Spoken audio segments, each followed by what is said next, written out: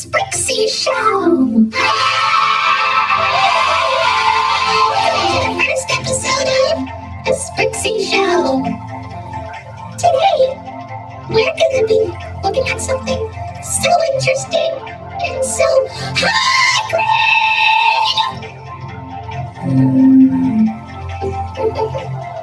Oopsies. Never mind. So, do you know what we're going to be doing today?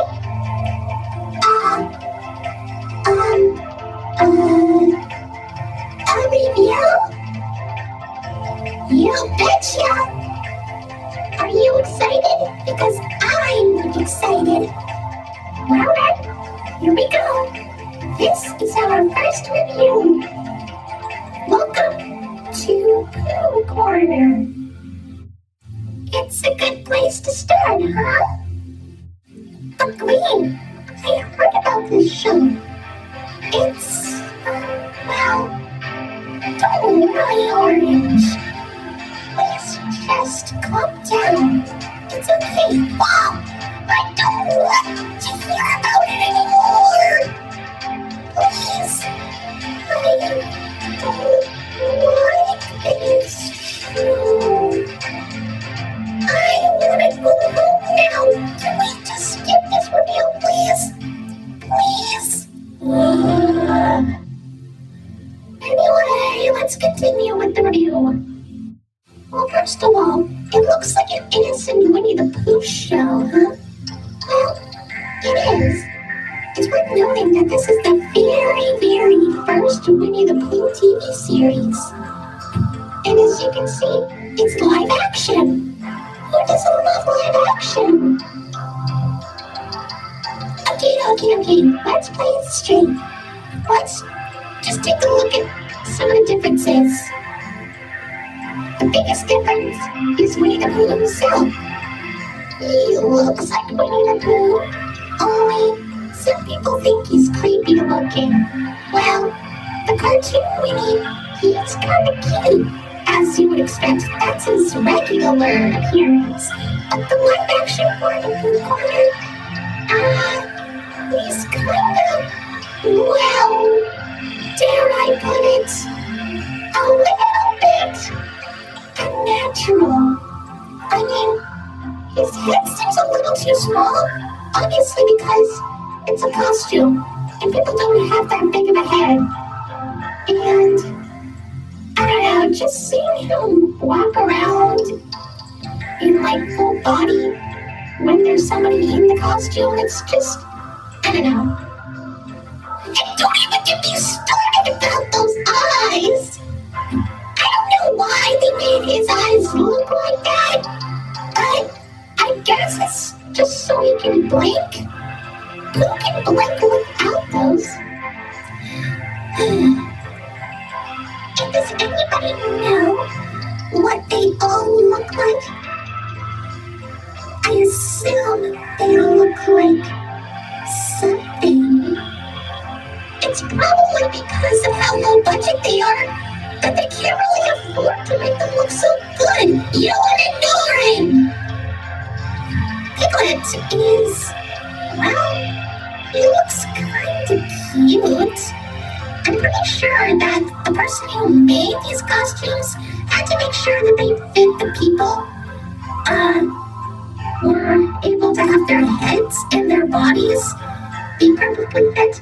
But piglets, I wonder how small the person in the piglet costume was. Probably a little person or something? I don't know.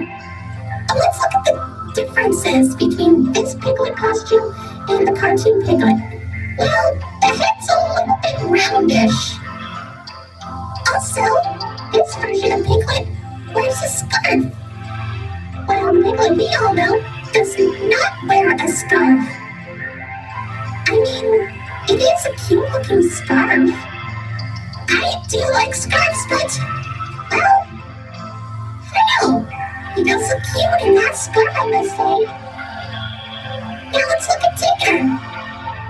I understand Tigger is known to bounce on his tail, but because this is live action, I'm guessing there was no way they were able to make him bounce on his tail. I mean, a fake tail isn't strong enough as well, any tiger's tail, I must say. Also, I think that he's a little too, dare I say, quick. But you know what? I guess that's what makes Tigger funny. He's supposed to be really energetic. He's kinda cool here. He's really, really in character. The only difference is that instead of a pink nose, he has a black nose. I don't know, maybe they didn't have enough pink fabric to make the nose when they were making the costumes. Oh well.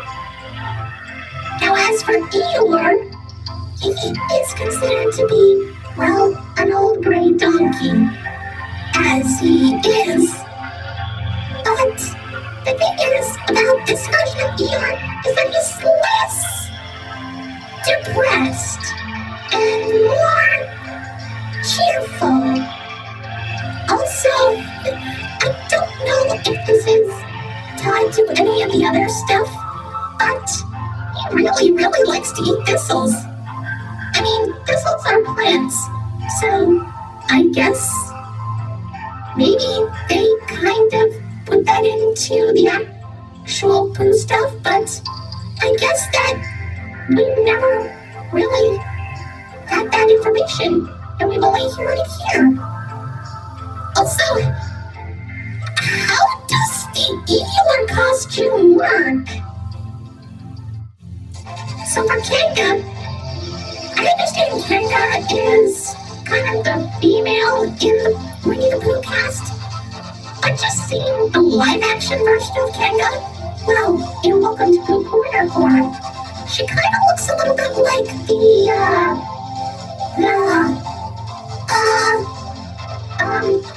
alright, let's move on. Rao is, he's actually kind of cute. And that's all. Moving on. As for Rabbit, okay, going back to the costume proportions, and, well, the reason why they look like this is so they can fit the person in the costume. But for this, I feel like Rabbit looks a little bit too wide. Well, the cartoon Rabbit is more, well, thin, I must say. Also, I noticed that Rabbit is less cranky than his original cartoon counterpart. Maybe the people who make the show just don't like Rabbit being a jerk. Finally, we have Owl. Owl, well, I'm guessing he's more of the, I don't know, he does have the gag of, or the running gag, I must say, much like Eeyore with the thistles. He likes to talk about his relatives. But you know what? Well, I'm guessing that's kind of a thing he could do. I mean, yeah, sure, he can be very mature and wise, but yeah, just hearing him talk about his relatives is kind of amusing, I guess. But yeah, I'll stick with that. I understand. Gee, Green, I never knew that the characters had some interesting looks and personalities. It almost felt like that I missed something from the original stuff, or should I say, the actual stuff that's been around for the longest. I know. And you, on the other hand, always respected them as creepy. But if you keep on looking at them, they might not seem creepy at all. They're actually kind of cute and really funny. Yeah, sure, it might be pretty low budget. They probably didn't have enough money. But I see them as just okay. They're supposed to be pure and sweet. and adorable. And they are, just like in here. I'm not sure about that, because look at this. PSAs with hair? Exactly. PSAs. We need to talk about them. Why are you wearing glasses? Oh, you know what? I don't know. According to this, it seems that they did these PSAs for educational children, for schools. They talked about school bus safety and stranger danger. Oh, that's nice. I guess it would have been... Wait, what? School bus safety, etiquette, and stranger danger? Are you telling me that they also educate children at school? Yeah. Is that a problem? I can't believe that those kids were actually able to pay attention without, worrying. Don't worry about anything. You see, Pooh's Great School Bus Adventure is a 13-minute long PSA that was released, I believe, in 1984. It taught children all about proper school bus etiquette. Well, what the plot is that the gang boards the school bus to deliver a proposed school lunch to Christopher Robin, which I believe is the only time he was ever addressed to in the show. Anyway, while on the bus, they talk about what to do and what not to do in terms of school bus safety. This includes not running in front of the bus, not going under the bus, and don't eat or drink on the bus. Proper safety, school bus stuff, all that kind of, stuff like that. It's not really that popular. In fact, I'm pretty sure that you can only find a VHS copy of it somewhere in, a really old vintage antique store or something, some kind of thrift shop. There's no way you're able to find it in a library anymore. Unless you look hard. Really hard. Come on. I feel like this is probably one of the most jarring things I have ever experienced from Winnie the Pooh, but there's more. However, there was another PSA, which is obviously the Stranger Danger one. Too Smart for Strangers was released in 1985 and was 45 minutes long. That is a very long one, but it's only lasts for 45 minutes. In this one, you have to learn all about stranger danger.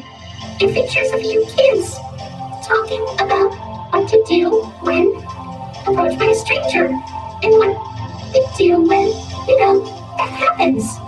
And of course, the Winnie the Pooh characters also give some tips on how to stay safe. Don't let a stranger in your house when a parent isn't home.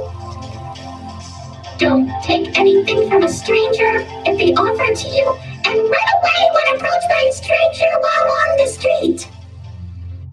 The reason why this is so infamous is because, they also talk about molestation, which is, touching private parts.